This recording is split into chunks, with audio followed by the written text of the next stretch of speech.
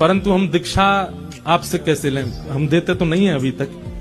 तो मैंने कि एक बात बताओ, दीक्षा तो हम अभी देते नहीं है, लेकिन पूज्य गुरुदेव भगवान और सब हमारे रामानुज परंपरा के आचार्यों की आज्ञा है कि भाई परंपरा का विस्तार करो, तुमको देनी चाहिए। लेकिन फिर भी मैंने उससे ये पूछा कि तुम कथा सुनते हो, तुम्हारे मन में ये भावना क्यों है कि दीक्षा यहां नहीं लेनी है? वो नहीं महाराज जी, आप तो श्री वैष्णव है ना, आप तो लक्ष्मी नारायण के उपासक हैं और हम लोग तो प्रिया प्रियतम को भजते हैं, तो फिर रामानुज संप्रदाय से गति कैसे होगी हमारी?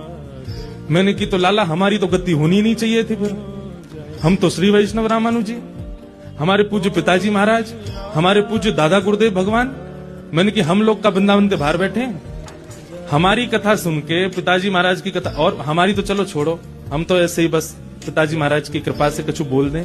आपकी कथा से कितनों ने ब्रजवास प्राप्त किया, कितनों को वृंदावन प्राप्त हो गया। तो हम आपसे केवल एक बात निवेदन करना चाहते हैं कि इष्टों में आप कभी भी भेद दृष्टि मत रखिए।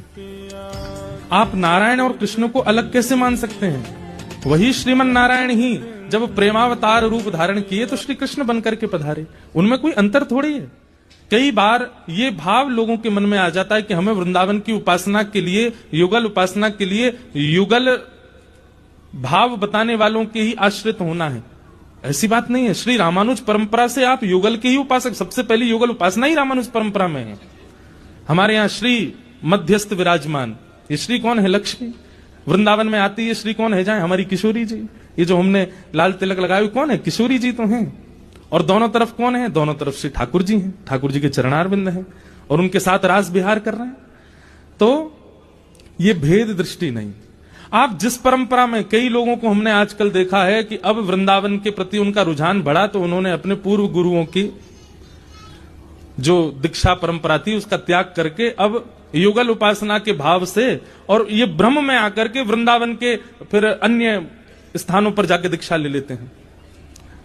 सदैव याद रखिएगा, माता पिता, पुरोहित और गुरु ये एक ही होते हैं जीवन में, इनका त्याग नहीं किया जाता।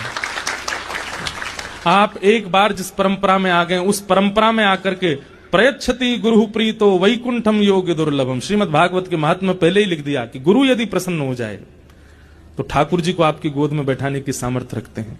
पर हम लोगों में इतनी भेद दृष्टि है, ये वाले गुरु जी ज्यादा प्रभावशाली है, इनके पास जाओ। इन वाले गुरु जी का तिलक, एक मुझसे बोला महाराज जी मुझे उस परंपरा में दीक्षा लेनी है। मैंने की वैसे तो तुम्हारी इच्छा कहीं भी लो, लेकिन कारण बताओ। बोले उनका तिलक बहुत अच्छा लगता है। बताओ, तिलक में ही राजी है रहे हैं? ऐसे नहीं है। इसलिए हमको तो बहुत डर लगता है दीक्षा देने में कि आजकल लोग प्रभाव के पीछे बहुत जल्दी भागते हैं। स्वभाव